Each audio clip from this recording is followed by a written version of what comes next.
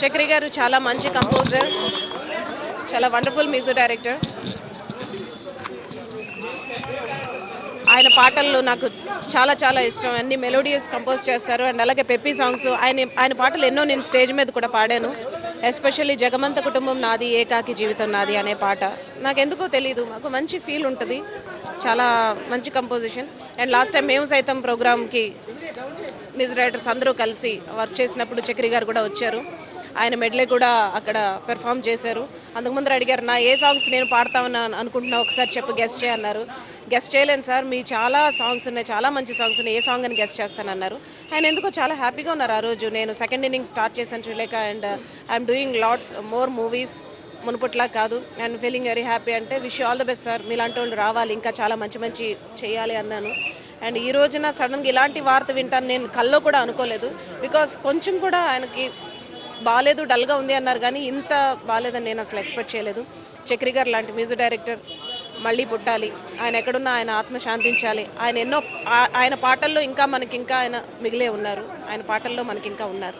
అయితే ఇప్పుడు అంటే మనం గతంతో పోలిస్తే తను వచ్చిన తర్వాత కొత్త సింగర్లకు ఎక్కువ అవకాశం ఇవ్వడం కానివ్వండి, లేకపోతే అప్కమింగ్ స్టార్స్ దగ్గర నుంచి సూపర్ స్టార్ వరకు సేమ్ ఒకే రకమైన ఫీలింగ్తో తను మ్యూజిక్ చేయడం కానివ్వండి, దాన్ని చూస్తే మీకు ఏమనిపిస్తుంది? చాలా మంది సింగర్స్కి ఆయన అవకాశం ఇచ్చారు, చాలా మంది సింగర్స్ని ఆయన పైకి తీసుకొచ్చారు.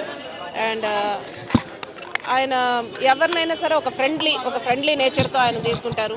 ఆయన ఆఫీస్కి వెళ్ళినా ఏమో బాగున్నావా అంత ఫ్రెండ్లీగా, అంత ఎఫెక్షనేటెడ్ పర్సన్ నేను చూడలేదు నాకు తెలిసి మ్యూజిక్ డైరెక్టర్స్లో. అండ్ అందరు మ్యూజిక్ డైరెక్టర్స్, కో మ్యూజిక్ డైరెక్టర్స్ కానీ, డైరెక్టర్స్తో కానీ, ప్రొడ్యూసర్స్ కానీ అందరితోని చాలా జాలీగా సరదాగా, ఎప్పుడు కూడా నేను ఆయన సాడ్గా ఉండడం ఇలా ఉండడం నేను చూడలేదు. And very happy person. So అలాంటి ఆయనకి ఇలా డెఫినెట్గా జరగకూడదు. అండ్ దేవుడి నిర్ణయం. చక్రి గారు అనగానే మ్యూజిక్ డైరెక్టర్ గానే కాకుండా సింగర్ గా కూడా ప్రతి ఒక్కరికి సుపరిచితమైన వ్యక్తి. ఆయన సింగింగ్ టాలెంట్ గురించి కానివ్వండి, లేకపోతే తన వాయిస్ లో ఆ పెక్యులర్నెస్ గురించి. ఆయన వాయిస్ చాలా నిజంగా నేను ఎప్పుడు అంటూ ఉంటాను, చాలా ఇప్పుడు కూడా ఇందాక అనుకున్నాను, నేను చాలా పెక్యులర్ వాయిస్, నా సినిమాలో కూడా ఆయనతో పాడించాను. అలాంటి పాట మీరే పాడాలంటే పాప ఆయన మంచి మనసు చేసుకుని నాకు వచ్చి పాడారు. నాకు ఇంకా మూమెంట్స్ ఇంకా గుర్తున్నాయి. అండ్ చాలా ఒక రకమైన హిందీ కల్చర్ వాయిస్ అయింది, చాలా పెక్యులర్ వాయిస్. అండ్ ఇంకా చెప్పాలంటే ఇంకా చాలా ఉంది ఆయన గురించి. Is wonderful person. Thank you.